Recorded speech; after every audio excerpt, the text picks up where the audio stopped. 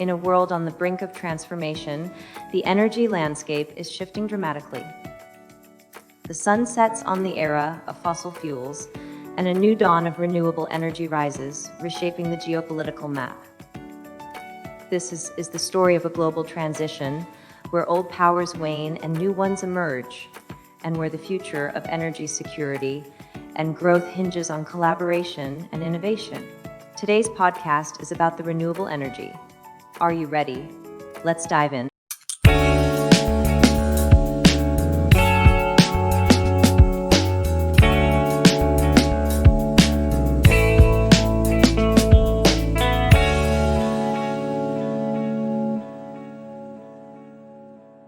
Okay, so we're diving deep today into renewable energy and global energy security. You've sent us a ton of stuff, reports, articles, even some policy papers. Seems like you're really trying to grasp this energy revolution and how it's changing things up globally. Yeah, it's really fascinating. We're not just talking about like swapping oil for solar panels. This is a huge geopolitical and economic shift. The entire landscape is changing. Right, so there's a lot to unpack here. You've sent over a bunch on OPEC plus May. They've been controlling the global oil market for so long. But with renewables on the rise, are things actually changing? Absolutely. The International Energy Agency, the IEA, is predicting that oil demand will decline through 2030. And that's going to reduce the power of OPEC plus Mayday. Just a few years ago, they could control the price of oil like that. Now, not so much. Yeah, like the ground is shifting under their feet. How are they reacting to that? Yeah. Some of what you sent over talks about Saudi Arabia going all in on green initiatives. Right. Saudi Arabia, they've always been strategic. They're really pushing with their Vision 2030. It's not just talk either. They're investing a ton into diversifying their economy. We're talking billions into projects like NEOM, this futuristic city completely powered by renewables. And they're trying to become a global leader in green hydrogen. That's a bold move, Hmm. especially since their entire fortune has been built on oil. But what about other oil-dependent nations? Can they all make that kind of change? Definitely not. You have countries like Venezuela and Iraq, they're struggling just to stay afloat economically.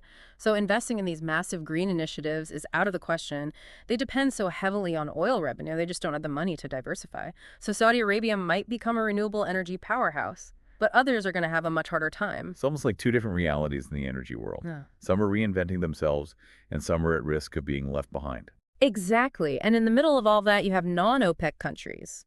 They're seeing a chance to get a larger share of the energy market, like the U.S. is using the Inflation Reduction Act, to increase their domestic production of lithium and other critical minerals. That's a pretty clear sign they're looking for energy independence. And it's not just the U.S.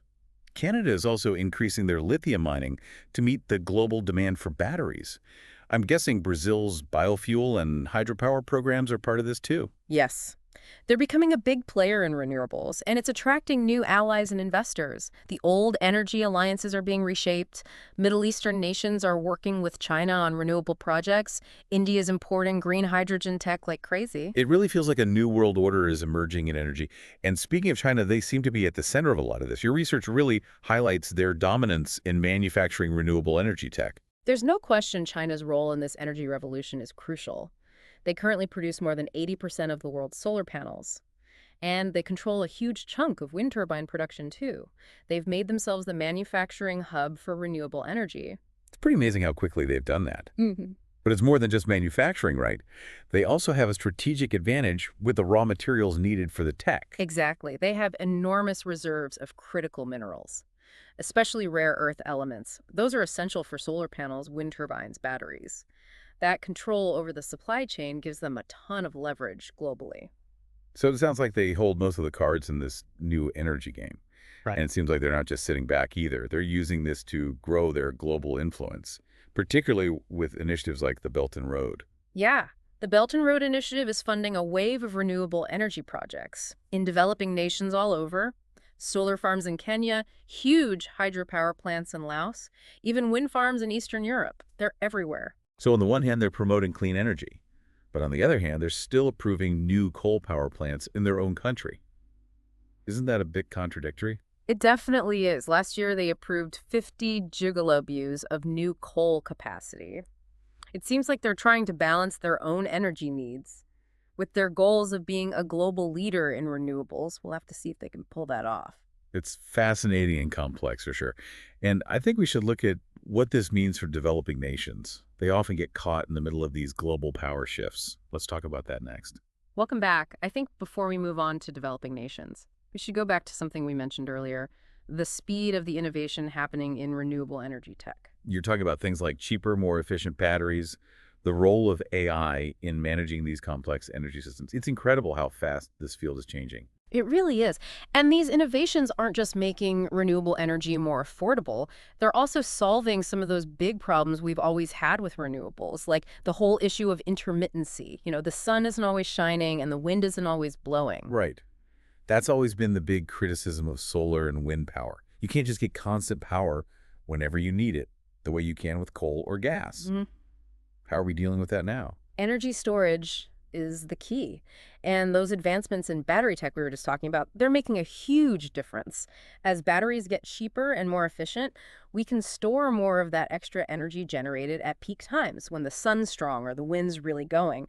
And then we can release it when demand is high. But renewable generation is low. So it's like a backup system for the grid, Yeah. making sure there's a steady and reliable supply of power, even when the wind's not blowing or the sun's set. Exactly. And you mentioned some of those really advanced battery technologies.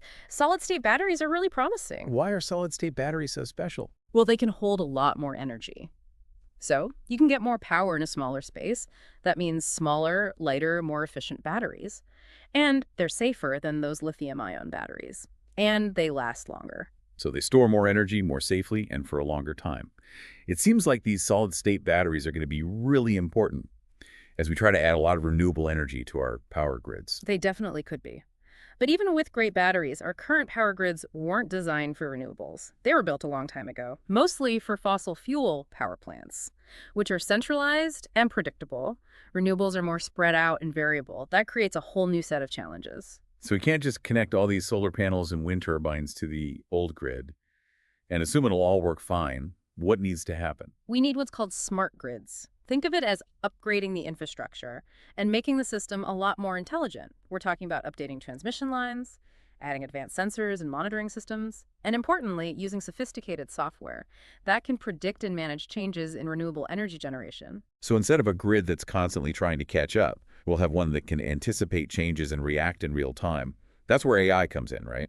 Exactly. AI is being used to create these smart grids that can smoothly combine different energy sources, solar, wind, even traditional sources, and it can optimize how electricity flows based on demand and what's available. It's a pretty radical shift from how we've managed energy in the past. And I imagine this change to smarter grids has big geopolitical effects too. Absolutely. For years, energy security has been all about controlling fossil fuels.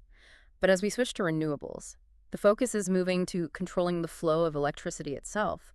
It's not about who has the oil or gas anymore. It's about who has the infrastructure and tech to handle this new energy landscape. So those countries that are good at these smart grid technologies will have a real advantage in the new energy order. That's right. Some experts are calling this new era green energy geopolitics. It's really interesting to watch how this plays out globally. Countries are competing for dominance in renewable energy tech, not just for economic reasons, but for a place at the table in this new energy world. Like a new arms race. Yeah.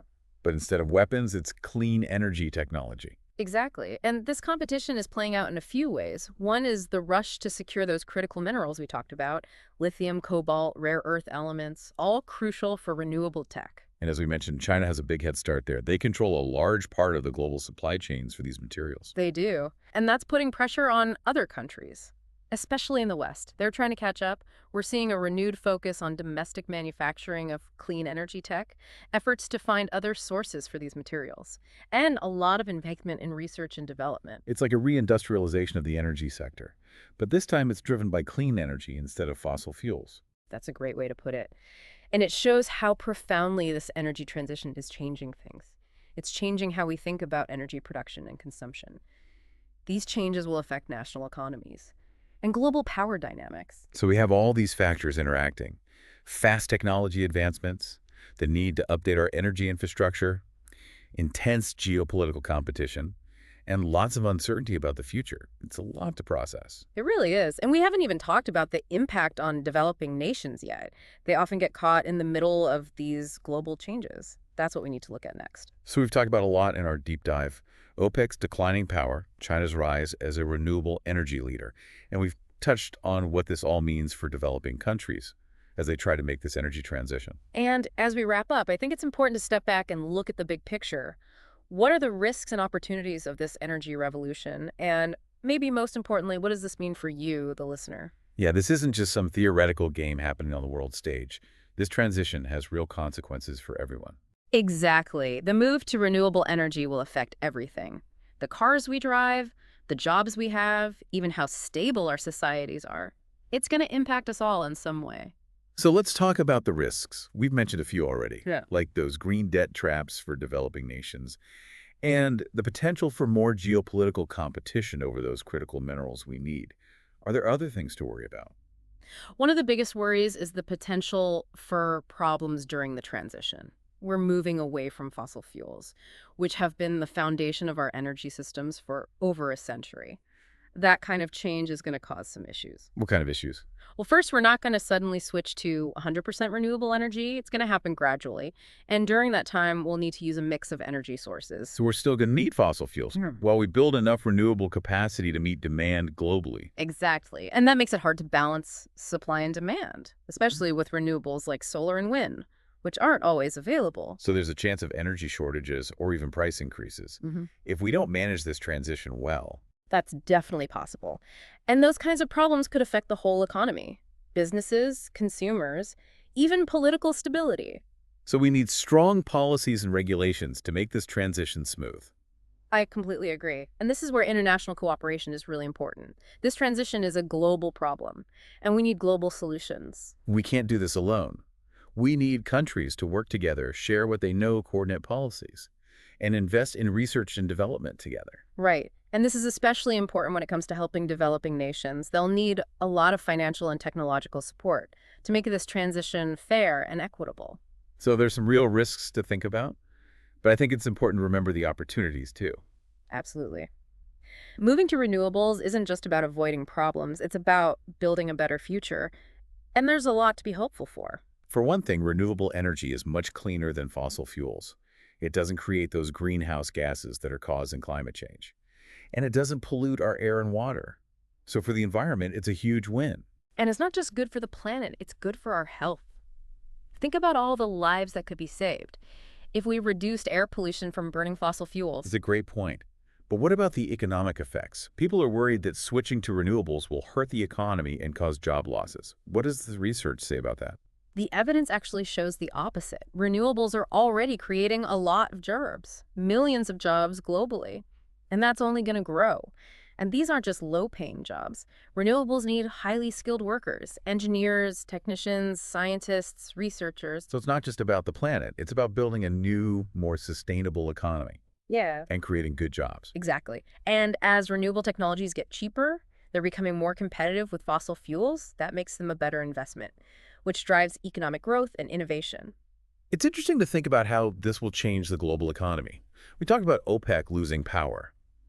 But what other power shifts might we see? As the world adopts renewable energy, countries with lots of renewable resources are going to be in a stronger position, like Australia with all that sunshine, or Chile with its geothermal energy. They could become the new energy superpowers. It's definitely possible, and this shift could lead to a more decentralized and diverse energy system, one that's not as vulnerable to those geopolitical shocks and market changes we've seen. That would be a good change.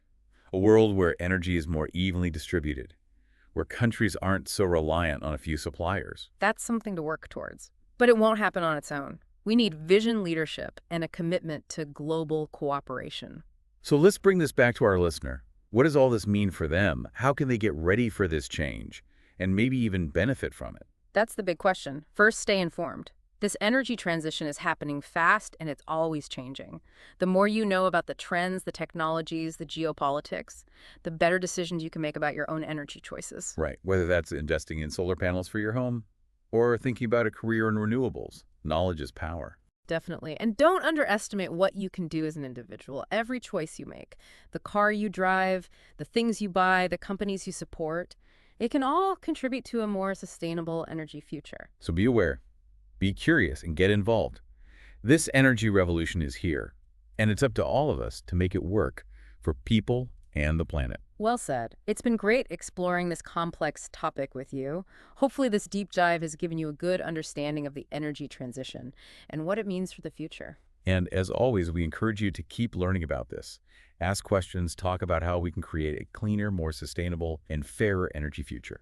Thanks for joining us on the Deep Dive.